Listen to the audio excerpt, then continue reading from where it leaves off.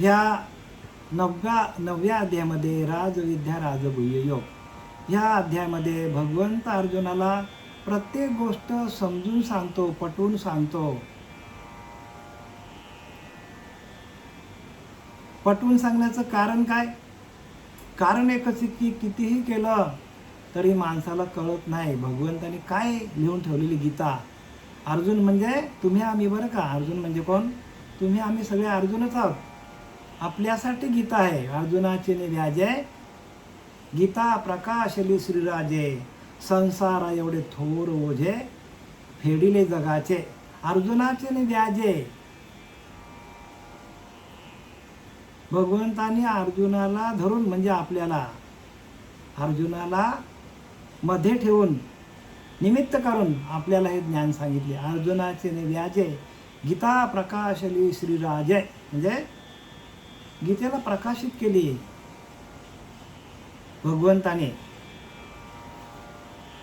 का बरं सांगितले असेल? कारण ह्या कलियुगामध्ये प्रत्येकाची बुद्धी भ्रष्ट होत चाललेली आहे. त्याला जे जे दिसेल ते खरं वाटतं. जिकडे जाईल तिकडे त्याला खरं वाटतं, कारण त्याच्याकडे अहंकार आहे. अज्ञान म्हणजे काय? मी देह म्हणता कोटी ब्रह्म, ते हा अज्ञान आहे. आपण देह आहोत असं समजणं म्हणजे अज्ञान आहे, आणि मी ब्रह्म आहे म्हणजे ज्ञान आहे. लक्षात घ्या. सोपा उपाय आहे. सोपे वर्म आम्हा सांगितले संते. संतांनी आम्हाला सोपं सांगितलं आहे, पण सांगणारे बरोबर नाही ना. आपण देह आहोत असं समजलं तर आपल्याला परत जन्माला यावं लागेल, परत मरावं लागेल, परत जन्माला यावं लागेल.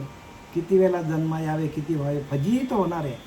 आणि आपण परब्रह्म आहोत हे जर प्रत्येकाला जीवाला कळलं की आपणच परब्रह्म आहोत, अहम ब्रह्मास्मी, तर आपली जीवदशा निघून जाईल. एवढा सोपा परमार्थ आहे, पण ते कळत का नाही? प्रत्येकाला कळत का नाही? एवढे सगळे पंथ आहेत. का बरं कळत नाही? तर एक त्यांच्याकडे नाम साधन नाही आहे. समजून घ्या. एक नाम साधन नाही तर सगळं चुकीचं काम चाललंय. आणि प्रत्येक माणूस एवढा निरूपण सांगतो. प्रत्येक पंथामध्ये 3-3 तास निरूपण सांगतात, पण ज्ञानोबाने याच्यावर काट मारून टाकली. नामाविन मुख सर्पाचे ते बिल सांगितलंय. जिव्हा नव्हे काल सर्प, ज्यांच्याकडे नाम नाही त्यांची जीभ नाही ती काल सर्प सांगितलंय. नामाविन मुख सर्पाचे ते बिल, ज्यांच्याकडे नाम नाही त्यांची जीवा जी आहे ती एका सर्पाच्या बिलात राहते. जीवा नव्हे काल सर्प सांगितलंय. जीव नाही ते काल सर्प आहे ती. म्हणजे आपल्या या वाणीतून, या जिभेतून जे आपल्या शब्द बाहेर पडतील ते शब्द आपल्यालाच त्रासदायक होतील. म्हणून जगामध्ये जो काय चाललेला आहे तो खरा परमार्थ नाही आहे, कारण नाम नाही हो.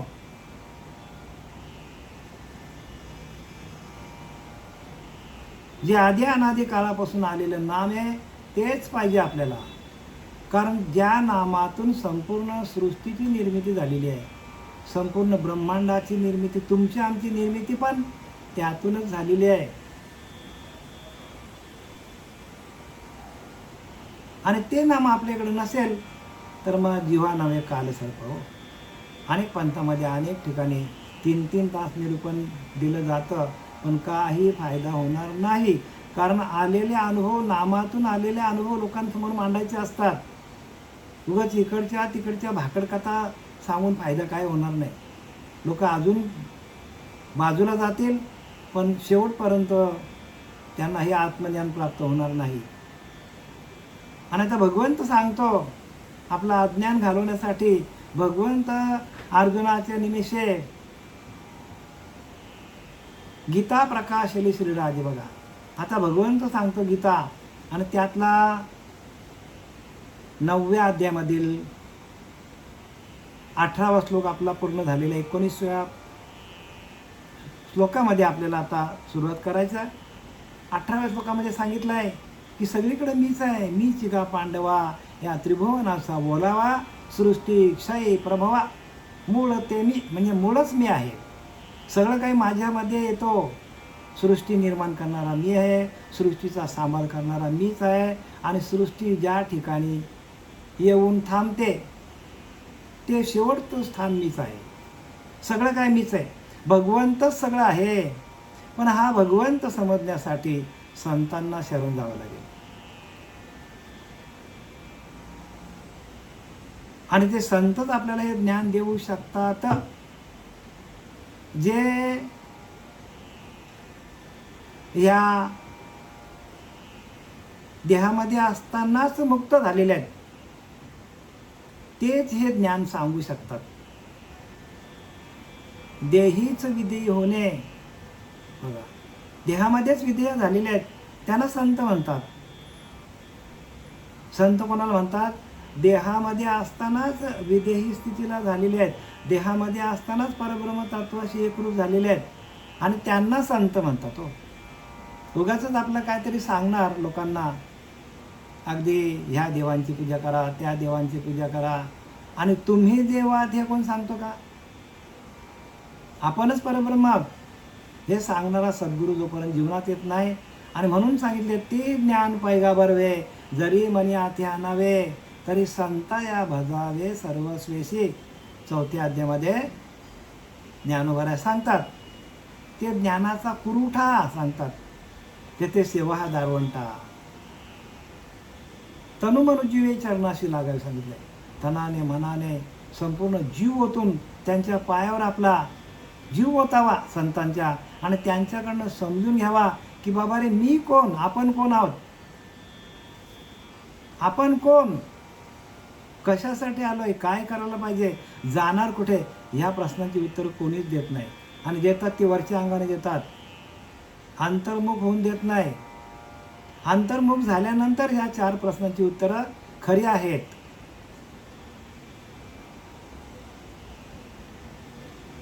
आपण आता विषयाकडे येऊया. आता या अध्याय 9 राजविद्या राजभोग आणि यातील श्लोक क्रमांक 19 आणि ओवी क्रमांक आहे 296. प्रत्येकाने लक्ष द्या इकडं. आता तपामहं वर्ष निगृहानुसृजामि च अमृतं चैव मृतश्च सदसच्चाहम अर्जुन. भगवंत सांगतो अर्जुनाला, मी सूर्याच्या रूपाने तापतो. तपामहं, काय सांगता? मी तापतो. सूर्याच्या वेशाने मी जेव्हा तापतो, सूर्याला माझी शक्ती आहे. 4थ्या अध्यायात सांगितलं की नाही, हे ज्ञान मी पहिल्यांदा सूर्याला दिलं. अर्जुनाचा विश्वास बसत नाही सूर्याला, म्हणजे भगवंत का सूर्याच्या आधी होता की काय? तेव्हा भगवंताने सांगितलं की मी बोलविल्या वेद बोले, मी चालविल्या सूर्य चाले.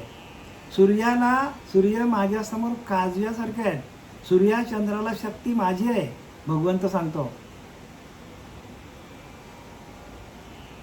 आणि म्हणून तर इथं काय सांगतात की सूर्याच्या रूपाने मी तापतो.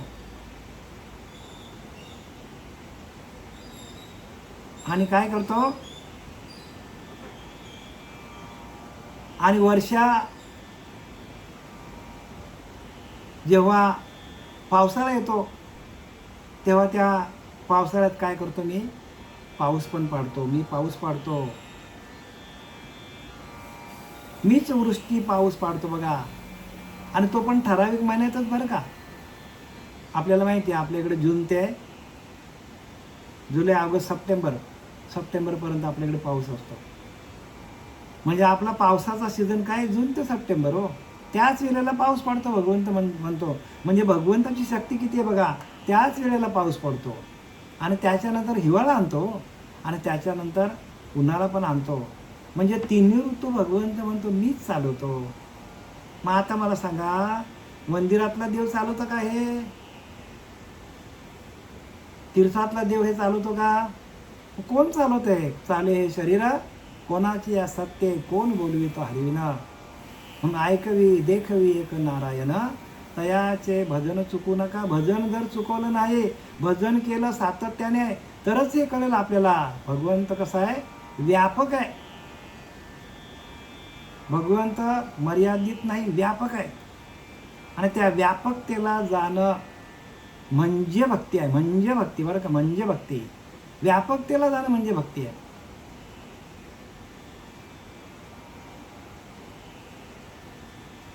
आणि म्हणून समर्थ रामदास सांगतात की गणाधीश जो ईश सर्व गुणांचा आणि मुळारंभ आरंभ तो निर्गुणाचा. त्या निर्गुणातून संपूर्ण सृष्टीची निर्मिती झालेली आहे. अव्यक्तातून व्यक्त. नमो शारदा मूळ चत्वार वाचा. म्हणजे काय, शारदा जी आहे ती 4 वाण्यातून आहे. 4 वाण्या आपल्याला परा, पश्चिंती, मध्यमा, वैखरी, या 4 वाण्यांनी आपल्याला काय करतो, संपूर्ण आपण जे काय बोलतो त्या वाण्या आहेत आपल्या, त्या वाण्या आपल्याला प्रकाशित करतात. ह्या वाण्या काही लोकांच्या बंद आहेत. त्यामुळे बोलताना त्यांना जे काही भगवंतांनी गीता लिहिलेली आहे, त्या गीतेचं तत्व समजण्यासाठी आपल्या 4ही वाण्या पण प्रकाशित व्हायला पाहिजे. 4 देह, त्या देहांचा निरसन व्हायला पाहिजे. स्थूल, सूक्ष्म, कारण, महाकारण, आणि मग ज्ञान आहे कैवल्य. म्हणून कैवल्याचा पुतला प्रगटला भूतला. ज्ञानोबा कैवल्याचा पुतला कैवल्य स्थितीला गेले ज्ञानोबा, आणि त्यांनी समाधी घेतली. आता आपण ओळ्यांकडे वळूया. ओळी क्रमांक 296, 296. बघा, मी सूर्याचे निवेशे तपे ते हे सोसे, पाठी इंद्र होऊन वर्षे ताई पुढती भरे. मी सूर्याचे निवेशे तपे ते हे सोसे, पाठी इंद्र होऊन वर्षे ताई पुढती भरू, ताई पुढती भरे. भगवंत सांगतो, सूर्याचे वेशे तपे ते हे सोसे. सूर्य माझी विभूती आहे. विभूती योग वाचलं का आपल्या पुढे आहे विभूती योग आहे. भगवंतांनी विभूती सांगितल्यात. सूर्य माझी विभूती, चंद्र माझी विभूती, हिमालय माझी विभूती, पिंपळ माझी विभूती. सर्व मंत्रांचा राजा नाम ही माझी विभूती आहे. आणि ते नाम आपल्या हातात यायला पाहिजे. हरी आला हाता मग काय भाई चिंता. तो नाम काय आहे, मंत्रांचा राजा आहे. लोक मंत्रच जपत बसलेत, पण राजाकडे कोणी जात नाही. आणि राजाला जोपर्यंत आपण प्राप्त करून घेत नाही, तोपर्यंत प्रजा आपली सैराट. लक्षात घ्या, प्रजा सैराट आहे. प्रत्येकाची प्रजा सैराट झालेली आहे. राजाला पकडा. सर्व मंत्रांचा राजा नाम आहे. आणि तो नाम तुमच्या हातात आला की प्रजा आपली काय होतो, प्रजेवरती त्या राजाची सत्ता आहे, त्या नामाची सत्ता आहे. आणि ती सत्ता आपण टाकले आणि आपण मंत्रांच्याच मागे लागलोय. म्हणून मंत्र तंत्र उपदेशिती ते गुरु म्हणजेती, परंतु ते नव्हे सद्गुरु मोक्ष दाते. ते आपल्याला मोक्षाला नेणार नाही, अजिबात नाही बरं का. मोक्षाचं मंत्र नाम आहे. मुक्ती आपल्याला पाहिजे असेल, कारण आपल्याला जर मुक्ती ह्या नरदेहाला भेटली नाही, मिळवता आली नाही, आहे आपल्याजवळ पण ती मिळवता आली नाही, तर मग आपल्याला 84 लक्ष आपल्याला प्रत्येक जीवाला जावं लागेल. आणि त्या 84 लक्ष योनीमध्ये प्रत्येकाचे हाल काय होतात हे आपण समोर बघतो. कुत्र्याचे बघतो, मांजराचे बघतो, उंदराचे बघतो, त्या बकऱ्याचे बघतो, त्या कोंबडीचे बघतो. कसा तडफडून त्यांचा जीव जातो. कापून त्या एका डब्यामध्ये टाकतात, ती उड्या मारते, धान धान धान धान धान धान. काय अवस्था बघा. मग आपल्याला प्रत्येक जीवाला तिथं परत जायचं आहे. जर आपल्याला भगवंत भेटला नाही तर तिथे जावं लागेल. मग ह्याची भीती वाटली पाहिजे आपल्याला. का मनुष्य देह अनमोल रे, मिट्टी में ना घोल रे. मनुष्य देह अनमोल रे, मिट्टी में ना घोल रे. अब जो मिला है फिर ना मिलेगा, कभी नहीं कभी नहीं कभी नहीं रे. 3 वेळा सांगितलंय रे. रे म्हटलंय. अरे माणसा, हा परत मिळणार नाही. अनमोल देह आपल्याला मिळालेला भगवंताने दिलेला आहे. काय दिलेला आपल्याला? हा अनमोल दिलेला आहे. आणि या देहाचं आपण विल्हेवाट लावून टाकतो. कसं पण त्याला वापरतो, आपण. तर आपण काय करायला पाहिजे? भगवंताच्या भजनामध्ये त्याला घालवलं पाहिजे. आणि त्या भगवंताच्या भजनामध्ये गेल्यानंतर आपल्याला जो आनंद मिळतो, तो आनंद म्हणजे काय आहे? आनंद म्हणजे परमात्मा आहे हो. भगवंत कसा? आनंद स्वरूप आहे. आणि तो आनंद आपल्याला बळकावता यायला पाहिजे. ह्याच देही, ह्याच डोळा भोगीन मुक्तीचा सोहळा. ह्याच देहामध्ये आणि ह्याच डोळ्यामध्ये मी माझ्या मुक्तीचा सोहळा, मुक्त होऊन जाईन. आणि ती मुक्ती आपल्याला मिळण्यासाठी हा नरदेह आहे. म्हणून मी सूर्याचे वेशे तपे तेहे सोसे. सूर्याच्या वेशाने काय करतो? भगवंत म्हणतो सूर्य माझी विभूती आहे. आणि ती विभूती काय करते? तापते. भगवंताची शक्ती तिला, त्या सूर्याला. सर्व काही करणारा भगवंत आहे, लक्षात घ्या. भगवंताशिवाय दुसरा कोणी काही करत नाही. आपल्याला वाटतं की हे काम आपण केलं. साप आपला गैरसमज आहे. अहो, तुम्ही ती शक्ती केल्यानंतर तुम्ही डोळ्याची पापणी उचलू शकत नाही. विचार करा, डोळ्याची पापणी उचलू शकत नाही.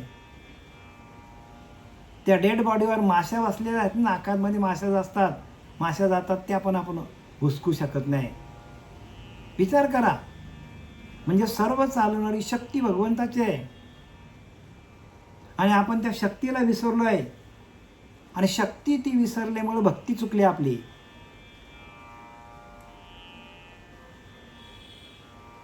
म्हणून आकाशात पतिततोयम यथा गच्छति सागरम सर्वदेव नमस्कारम केशवम प्रति. सर्व कुठल्याही देवाला नमस्कार केला तरी तो केशवराजाकडे येतो. म्हणजे एका आत्मतत्वाकडे येतो. आणि आपण आपला तिथंच लक्ष नाही. आपण सगळे बाहेरच्या देवांची पूजा करतो. पण सर्व शक्ती कुठे येते? आकाशातनं पडलेलं पाणी, नद्या, नाले, जे काय असतील ते डबके, गटारं, जे काय असतील ते जाऊन कुठे भेटतो? समुद्राला भेटतो.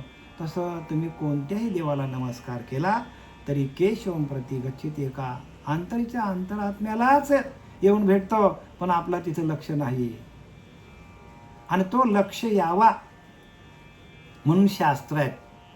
तुका म्हणे लक्ष लक्षुनी अंतरे तोची वार करी. पंढरीचा आपण जातो पंढरीला, उठसूट पंढरीला जाऊ नये अशातला विरोध नाही बरं का, जावा. पण वारी आपली आतमध्ये चालू आहे, तिच्याकडे लक्ष कोणाचंच नाही. ती वारी चालू ठेवा आणि कुठेही जा, कुठल्याही वारीला जा. पंढरीच्या वारीला जा, गाणगापूरच्या जा, तुळजापूरच्या जा, साईबाबाच्या जा. पण आपली वारी आतमध्ये चालू आहे, तिचं काय? तिच्याकडे कोणाचंच लक्ष नाही. आणि ते लक्ष, तिच्याकडे लक्ष येण्यासाठी संत आपल्याला येतात आणि आपल्याला ती वारी लावून देतात. ही अखंड वारी जन्म मरणाची वारी, हारी पडला आता संकट निवारी. जन्म मरणाची वारी आहे, ती चुकवण्यासाठी आपल्याला नरदेह मिळालेला. सूर्याचे ने वेसे तपे तेहे सोसे पाठी इंद्रहून वर्षे ताई पुढती भरे. आणि काय करतो? समुद्रामध्ये सूर्य तापला की समुद्राच्या नद्या, नाले, जे काय पाणी आहे त्या पाण्याची काय होतो? वाफ होतो. गंगा आहे, जमुना आहे, सरस्वती. आणि ती पाण्याची वाफ वरती जाते आकाशामध्ये. आणि भगवंत म्हणतो पाठी इंद्र होऊन वर्षे. आणि मी इंद्र पण मीच आहे. इंद्र माझे विभूती, देवांचा राजा इंद्र माझी विभूती आहे. इंद्र माझी विभूती आहे. आणि तो इंद्र काय करतो? तर त्या वाफेचं काय करतो? ढगात रूपांतर करतो, ढग बनवतो. बघा, सगळी प्रक्रिया आहे. प्रत्येक गोष्टीला प्रक्रिया भगवंताने लावून दिलेली आहे. तसं आपल्याला नाम प्रगट करण्यासाठी ही प्रक्रिया आहे. नाम असं कसं प्रगट होईल? सृष्टीतल्या सगळ्या वस्तू ज्या आहेत त्या सगळ्यांना क्रम लावून दिले भगवंताने. आणि ती क्रम लावताना तिथे प्रत्येक विभूती ठेवलेली आहे. सूर्य माझी विभूती, इंद्र माझी विभूती, चंद्र माझी विभूती, पिंपल माझी विभूती, नाम माझी विभूती, हिमालय माझी विभूती. विभूती अनेक विभूती आहेत आणि त्या विभूती काम करतात. भगवंत त्यांना शक्ती पुरवते त्या विभूतींना. आता सूर्याला शक्ती कोणाची आहे? भगवंताचीच आहे. इंद्राला भगवंताचीच आहे. आणि म्हणून काय सांगतात, मी सूर्याचे निवेशे तपे ते हे सोशे, पाठी इंद्र होनी वर्षे तहे पुढती भरे.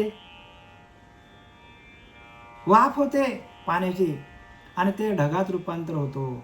मी ढगात रूपांतर करतो आणि मीच इंद्र होऊन काय करतो, पाऊस पाडतो. ते पण बरोबर पावसाळ्यातच पाडतो. तिन्ही ऋतूंना मीच चालवतो. ऋतू मी तयार केलेत आणि ते माझ्या अधीन आहे. सगळं काही भगवंताच्या अधीन, लक्षात घ्या. भगवंताशिवाय जगामध्ये दुसरा कोणीच नाही. म्हणून एकच येतो सर्वाघाटी राम देहा देही. एकच आहे परमात्मा, अनेक नाही. पण आपण अनेक करून ठेवल्यात कारण आपली बुद्धी भ्रमिष्ट झालेली आहे. माणसाची भ्रम निर्माण झालेला आहे. आणि म्हणून सांगतात ज्ञानोबराया, जेने भ्रांतीपासून हिरतले गुरुवाक्य मन धुतले. गुरुच्या वाक्याने मन धुतलं जातं आणि सगळे प्रकारची भ्रांती आपली निघून जाते गुरुच्या वाक्याने, बरं का. ते महावाक्य आहे आणि त्या महावाक्यातून आपल्या बुद्धीवर आलेलं मल विक्षेप आवरण निघून जातो. म्हणून जेने भ्रांतीपासून हिरतले गुरुवाक्य मन धुतले आणि आत्मस्वरूपी घातले हरवनिया.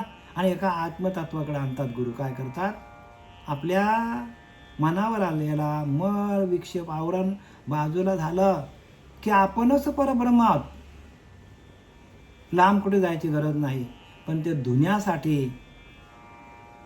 धुण्यासाठी त्या अज्ञान जीवाचा अज्ञान घालवण्यासाठी नाम हेच शस्त्र आहे.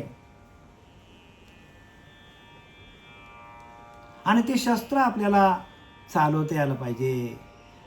नुसतं असून फायदा नाही. ते हातात धरता यायला पाहिजे, हातात देणारा पाहिजे, शिकवणारा पाहिजे. जसं आपल्याला पहिलीला घातलं की त्याच्यावर ग आपण गिरवतो, म गिरवतो आपण, ग गवताचा, ग गणपतीचा. तसा आपल्याला हाताला धरणारा गुरु पाहिजे. काय पाहिजे? हाताला धरून शिकवणारा गुरु पाहिजे. नुसतं गुरु इकडे आहे आणि आपण 50 कोस दूर आहोत. काय फायदा त्याचा? नाही, मी गुरु केलाय, मग कुठे आहे? आहे तिकडे म्हणतो. वर्षातून एकदा भेटायला जातो. मला सांगा, ज्ञान होईल का?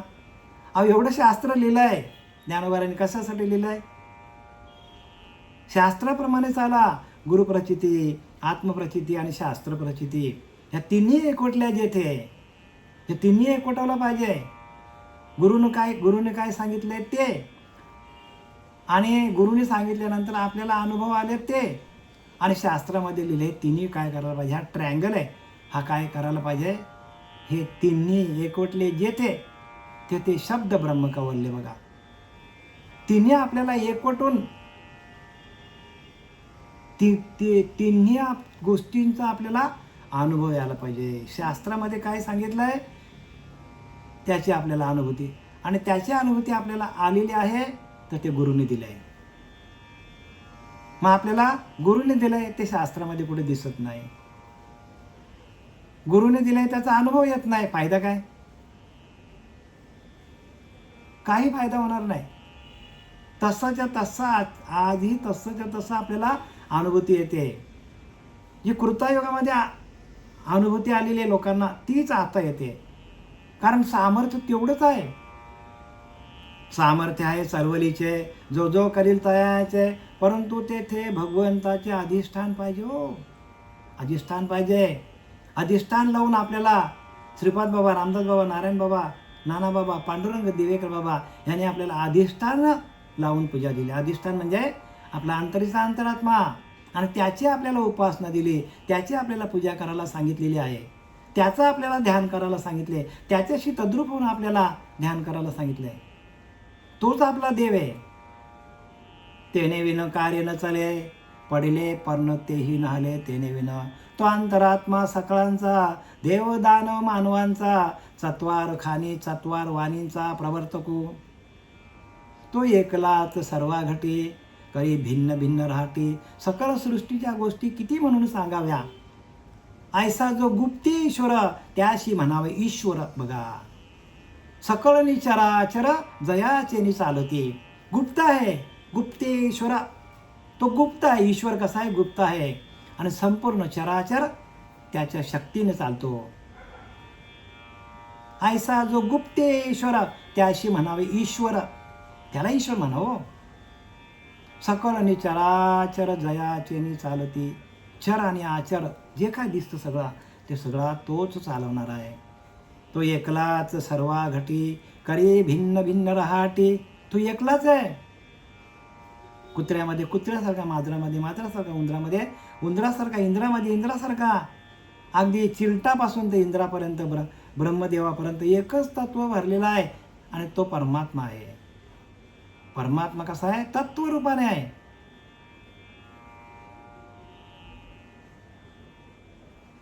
मी सूर्याचे निवेशे, तपे ते हे सोशे, पाठी इंद्र वर्षे, तय पुढती भरू, तय पुढती भरे.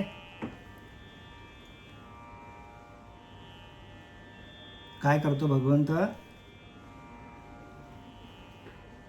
वाफेचं, पाण्याचं वाफ बनवतो, वाफेपासून ढग बनवतो.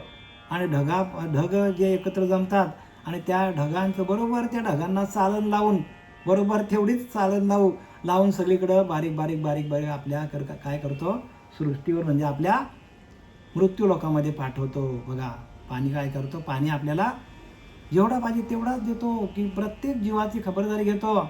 सकळ जीवाचा करीतो सांभाळ, तुझं मोकाळीला ऐसे नव्हे.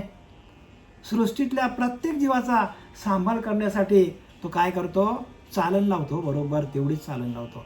नाहीतर त्याने एकदमच टाकलं असतं तर आपण सगळे गेलो असतो कामातून. म्हणजे त्याला चिंता आहे हो, भगवंताला चिंता आहे. प्रत्येक जीवाचा सांभाळ तोच करतो. प्रत्येक जीवाचा सांभाळ करणारा परमात्मा आहे. मग त्याची आपल्याला ओळख कधी होईल, आणि त्याची ओळख आपल्याला हरिनामातून होतो. लक्षात घ्या, नामातून होतो. नाम उत्तम चांगले, माझ्या कंठी रावो भले, जेने कपिकुल उद्धरिले, मुक्त केले राक्षसांना पण मुक्त केलं त्याने. कपिकुल उद्धरला, वानरांचा कुलाचा उद्धार केला भगवंताने त्रेतायुगामध्ये. वानराचा उद्धार होतो, मग आपला उद्धार नाही होणार का? पण आपल्याकडे ते नाम असले पाहिजे. आणि म्हणून नामाशी विन्मुख होतो नरपापिया. ज्ञानोबर असं ज्यांच्याकडे नाम नाही, पापच होणार सांगितलंय. अग्नी काष्टे खाये, तो ते काष्टचे अग्नी होय, तैसे मरते मारते पाये स्वरूप माझे. अग्नी काष्टे खाये, ते काष्टचे अग्नी होय, तैसे मरते मारते स्वरूप माझे. भगवंत सांगतो, ज्याप्रमाणे अग्नीने काष्टे भक्षण केल्यावर ते काष्टच अग्निरूप होते.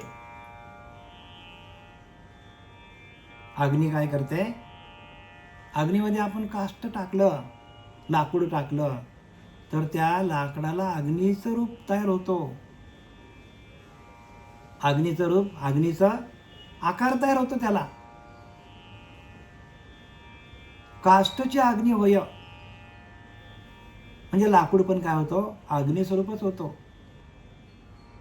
बघा, आपल्याला मोठी अशी होळी असेल, मोठी अशी लाकडं जर जळती असतील, तर त्याच्यामध्ये एखादा लाकूड टाकून बघा, अग्नीला काय करतो, लाकडालाच अग्नीचा स्वरूप येतो. चौकोन असेल तर चौकोनी स्वरूप येतो, गोल असेल तर गोल स्वरूप येतो.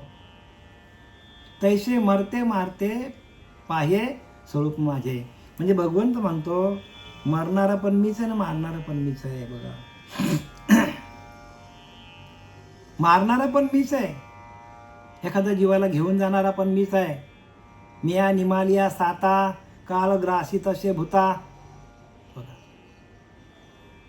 मी आज्ञा केली तर काल काय करतो, त्या जीवाला घेऊन जातो. मी निमालिया साता, कालग्रासी तसे भूता. प्रत्येक गोष्ट भगवंताच्या हातात आहे. भगवंताशिवाय दुसरा जगामध्ये काही नाही. संपूर्ण उदंड कल्पांत झाला तरी नाश नाही तयाला.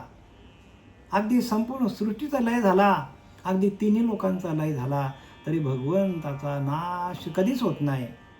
परत काय करतो? अव्यक्त होतो आणि अव्यक्त स्वरूप लगेच व्यक्तामध्ये परत प्राप्त करतो. भगवंताकडे एवढी शक्ती आहे. आता मागच्या अध्यायामध्ये गेलं की नाही, की भगवंत काय करतो? काय करतो भगवंत? त्या बीजामध्ये पण भगवंत आहे. बीजाची झाले तरु, भांगाराचे अलंकारू. बघा, बीजाचंच तरु होतो आणि तरु म्हणजे झाड. झाड झालं की परत त्या झाडामध्ये परत बीज निर्माण होतो आणि परत त्या बीजापासून झाड निर्माण होतो आणि परत त्याच्यापासून बीज निर्माण होतो आणि बीजातून परत झाड. म्हणजे भगवंताचा नाश आहे का? अजिबात नाश नाही. तो आहेच, सगळीकडे आहे. भगवंत सगळीकडे व्याप्त स्वरूपामध्ये आहे आणि त्याची ओळख घेण्यासाठी आपल्याला तसं व्हावं लागेल. तुका म्हणे अंगी व्हावे ते आपण. आपल्याला तसा अंगीकार करावा लागेल, तसं आपल्याला व्हावं लागेल. आपण तसं आपल्याला व्हावं लागेल आणि तसं होण्यासाठी आपल्याला भगवंताचं नामस्मरण सातत्याने आपण सुरू केलं किंवा आपलं सातत्याने नामस्मरण चाललं तर आपल्याला त्याचीच अनुभूती येते. जसं आपण अन्न खातो तसे आपल्याला त्या अन्नाची टेस्ट लागतो. बघा, तिखट असतो, खारट असतो, तेलकट असतो, गोड असतो, आंबट असतो. आपल्याला तशीच चव येतो. मग आपण जर आत्म्याचं भजन केलं तर आपल्याला आत्म्याचीच अनुभूती येणार आहे. शेपूची भाजी खाल्ली तर आपल्याला शेपूचंच ढेकर येतात. आंबा खाला तर आंब्याचंच ढेकर येतात. कांदा खाला तर कांद्याचंच ढेकर येतात. मग आत्म्याची पूजा केली तर आपल्याला आत्म्याचाच अनुभव येणार. लक्षात घ्या.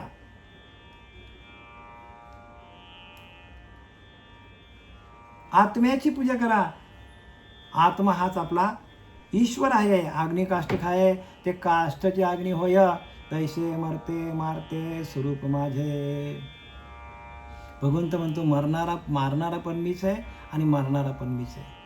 मग आपण म्हणतो ना की एखाद्या माणसाला अरे त्याचा मर्डर झाला, मग काही लोक म्हणतात मागच्या जन्मामध्ये असताना ज्याचा मर्डर झाला त्याने मागच्या जन्मामध्ये ज्याने मर्डर केला त्याचा मर्डर केला असेल. कर्माचा लेखा न चुके ब्रह्मादिखा.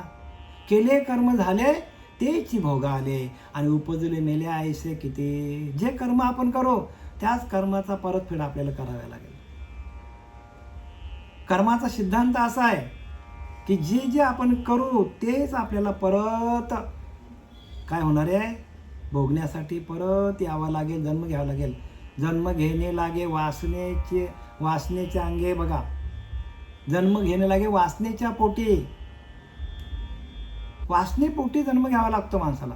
जशी वासना असेल तसं माणसाला जन्माला यावं लागतो आणि मागचे कर्म जे काय असतील ते कर्माप्रमाणे आपल्याकडनं कार्य होत असतं. पण आपल्याला भगवंताचं नामस्मरण असेल तर आपल्याला मागच्या कर्माचा जो काय पापाचा जो काय आपल्याकडनं जे काय पाप झालेलं आहे त्याचा आपल्याला एवढा मोठा जर दगड आपल्या अंगावर कोसळत असेल तर नामस्मरणातून एवढा पडेल आणि त्यातनं आपण वाचून जाऊ. एवढा नामाचा परिणाम आहे. या लागी मृत्यूच्या भागी जे जे तेही पै रूप माझे आणि न मरते तव सहजे मीच आहे. भगवंत सांगतो याकरता मृत्यूच्या वाट्याला आलेली जी रूपे आहेत ती सर्व माझीच आहेत. बघा, जे मृत्यू पावतात ती सर्व माझीच रूपे आहेत आणि न मरणारे तर सहज माझेच रूप आहे. बघा, आणि जे मरत नाही ते पण माझेच रूप आहेत. म्हणजे भगवंत कसा आहे? सगळीकडे सारखाच आहे. भगवंत सगळीकडे सारखाच भरलेला आहे आणि तो कोणाला कमी जास्त लेखत नाही.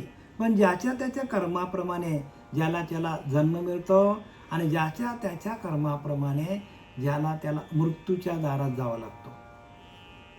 म्हणून केले कर्म झाले तेची भोग आले, उपजले मेले आयशे किती. किती आले आणि किती गेले. आत्तापर्यंत आले किती आणि गेले किती. आणि कुठल्या जन्माला गेले काय माहिती, आपल्यालाच माहीत नाही. जसं जसं कर्म असतील त्या जन्माला माणूस जातो.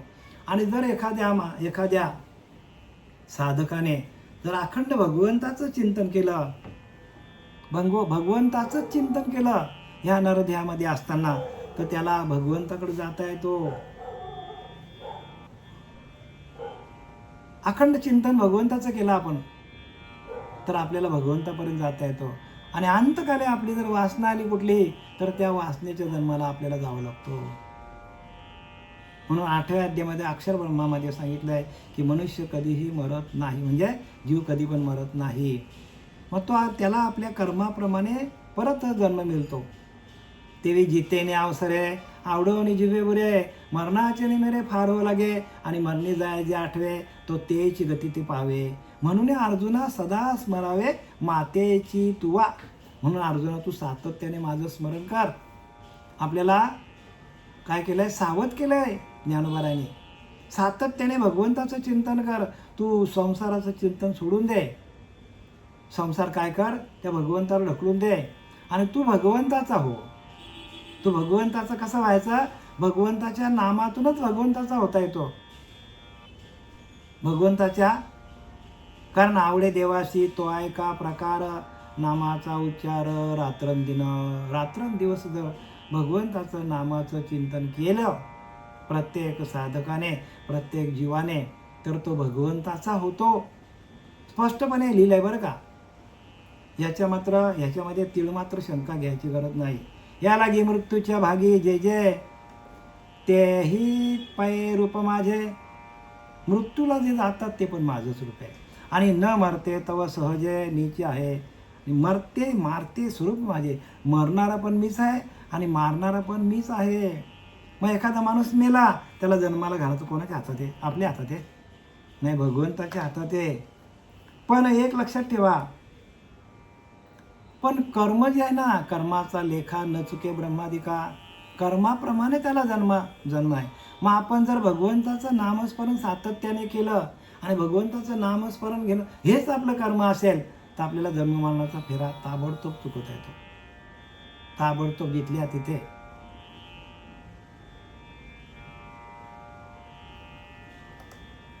आणि म्हणून प्रत्येकाने काय करायला पाहिजे, नामस्मरण घ्यायला पाहिजे.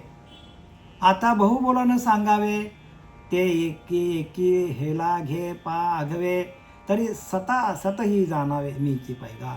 आता मी तुम्हाला एकदाच सांगतो.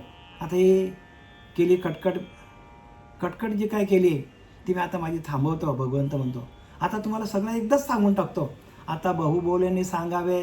आता काय सांगावं तुम्हाला, किती ओव्या झाल्या तुम्हाला मी तेच सांगतो की मीच सगळीकडे भरलेला आहे. आता मी एकदाच सगळं सांगतो तुम्हाला, शेवटचा ते ऐकून घ्या. आता बहुबोलोनी सांगावे ते एक हेला घे पा आगवे, तरी सतही जाणावे मीची पैगा. म्हणजे खरं आणि खोटं जे आहे सगळं मीच आहे. म्हणजे खरं म्हणजे काय, खरं म्हणजे भगवंत आणि खोटं म्हणजे माया. पण माया पण मीच आहे. माया त्याची ब्रह्म त्याची माया, अंगानी छाया सारखीच. माया पण मीच आहे, कारण मीच मायेला निर्माण केलेलं आहे. कारण जर माया नसती तर माझी ओळख कोणाला पटली नसती. मीच एकोहम भविष्य, मी एकच आहे पण बहुरूपाने नटलेला आहे. पण त्या बहुरूपाने नटलेल्या मायेच्या माध्यमातून तुम्ही काय करा, माझी सेवा करा, माझं भजन करा. भजनानंदामध्ये जा. भजन करण्यासाठी हा तुम्हाला नरदेह दिलेला आहे. नरदेह कशाला दिलेला आहे, भजनासाठी दिलेला आहे. आणि ते भजन आपल्याला जमलं नाही तर मग आपल्याला अनेक योनीमध्ये जावं लागेल. अनेक योनीमध्ये आपण जन्म घेतलेले आहेत. म्हणून शेवटची पाली एक मनुष्य जन्म, चुकलिया वर्म फेरा पडे. आपलं जर वर्म चुकलं तर आपल्याला परत यावं लागेल, जन्ममृत्यूच्या चक्रामध्ये अडकावं लागेल. आणि जन्ममृत्यूच्या चक्रातून आपल्याला बाहेर जायचं असेल, निघायचं असेल तर मनुष्य देह मिळालेला आहे. आणि गुरुही तसाच तुम्हाला मिळाला पाहिजे. गुरुही नाम देणाराच मिळाला तर आपल्याला ह्या जन्ममरणाचा फेरा ताबडतोब आपल्याला काय करता येतो, या जन्ममरणाच्या फेऱ्यातून आपल्याला मुक्त होता येतो.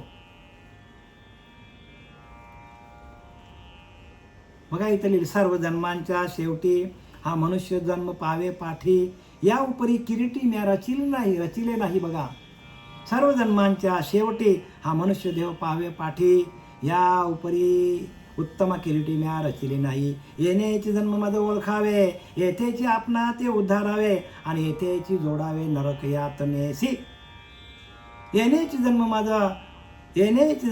माझं ओळखावे, आणि येथेची आपणा ते उद्धारावे. याच मनुष्य देहाला येऊन मला ओळखा आणि आपला उद्धार करा, आणि येथेच जोडावे नरक यातनेसी. जर मला तुम्ही जोडलं नाही, मला तुम्ही ओळखलं नाही, माझं भजन केलं नाही, तर नरकाला जाल तुम्ही सांगितलं. थोडक्यात नरकाला. परत वाचून दाखवत आहे का, की सर्व जन्मांच्या शेवटी हा मनुष्य जन्म पावे पाठी, या उपरी किरीटी म्या निर्मिले नाही. येण्याचे जन्मी माझं ओळखावे, आणि येथेच आपणा ते उद्धारावे, आणि येथेच जोडावे नरक यातनेसी. इथं जर तुम्हाला उद्धार करता आला नाही तर नरकाच्या यातना. नरक यातना म्हणजे काय? गर्भाच्या यातना हो. परत जन्माला या मरा. आणि बहुहिंडता सौख्य होणार नाही. बहुहिंडता योनी सोडविता नाही कोणी, अनेक सुकृतापासून पावी घ्या नरदेह. हा नरदेह तुम्हाला लादलेला आहे. येथे मज न ओळखती, नाना आचरणे करती, नाना दैवते भजती, नेनती माझे ज्ञान, पार्था सृष्टी माझी पाहता जाण, थोर विघ्ने भूते दारुण, राजस तामस प्रकटोनी म्हणते आम्हीच देव. बघा, अनेक यातना देव करविला, म्हणून देवांशी भजता देवलोक, पित्रांशी भजता पितृलोक, भूतांशी भजता भूतलोक पाविजेतो. जेणे ज्याशी भजावे तेने त्या लोकांशी जावे, निर्गुणाशी भजता व्हावे निर्गुणाची सोय. भगवंत निर्गुण निराकारे झालेली शिवा आपले सच्चिदानंद सद्गुरू श्रीपाद बाबा, रामदास बाबा, नारायण बाबा, नाना बाबा, पांडुरंग दिवेकर बाबा, आमचे गजानन महाराज, शरद महाराज, प्रकाश महाराज, आपले नारायण बाबा, जय हरी बाबा, या सगळ्यांच्या चरणावर झालेली सेवा मी समर्पित करीत आहे. पुंडलिकावर्धे हरिविठ्ठल श्री ज्ञानदेव तुकाराम पंढरीनाथ भगवान की जय. माऊली ज्ञानेश्वर महाराज, जगद्गुरु जगदवंदे तुकाराम.